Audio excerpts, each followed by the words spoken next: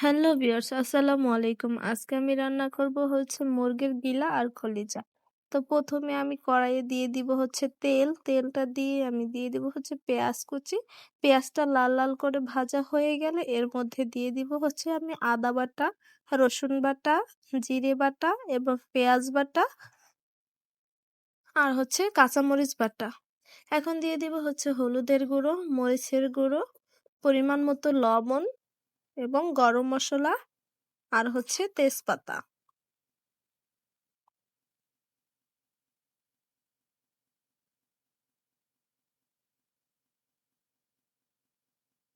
এখন আমি এগুলোকে ভালো করে একটু মিশিয়ে নেব। মেশানো হয়ে গেলে আমি এখানে দিয়ে দিব হচ্ছে একটা টমেটো কুচি। টমেটোটা দিয়ে আমি মশলার সাথে ভালোভাবে মিশিয়ে নিব। তো আমার মশলাটা কষানো হয়ে গেলে আমি দিয়ে দিব হচ্ছে গিলা আর কলিজাগুলো। এখন দিয়ে দিব হচ্ছে আলু।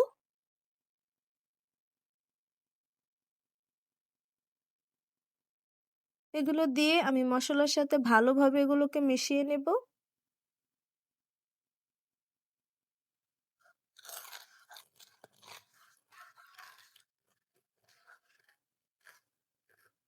এভাবে আমি একটু নেড়ে চেড়ে মিশিয়ে নেব।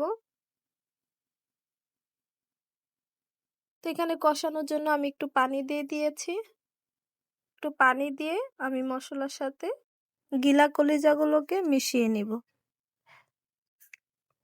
তো এইভাবে আমি একটু নেড়েচেড়ে ভালোভাবে মিশিয়ে নিব।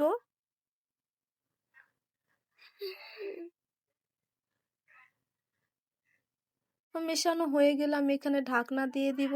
তো দেখুন বলক উঠে এসেছে। আমি পানিটা কিন্তু পুরোটাই শুকিয়ে নিব।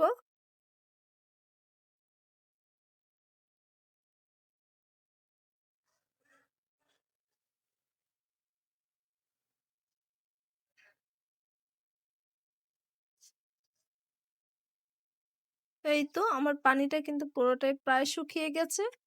এখন আমি একটু ভালো করে নেড়েচেড়ে দেব।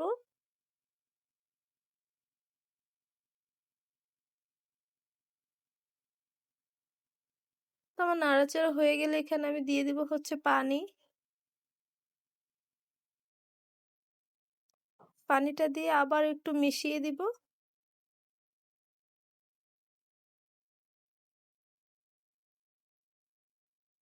মেশানো হয়ে গেলে আমি আবার একটু ঢাকনা দিয়ে দিব। এই তো আমার তরকারিটা বলক এসেছে।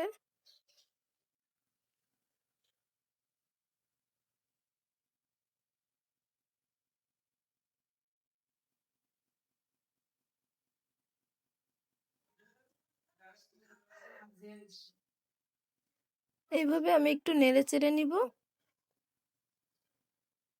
আমার তরকারিটা কিন্তু প্রায় হয়ে এসেছে।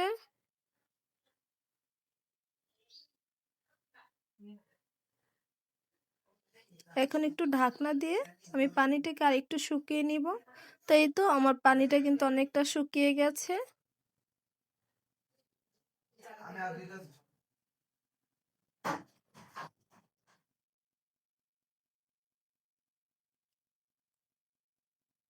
তো আমার রান্নাটা কিন্তু কমপ্লিট।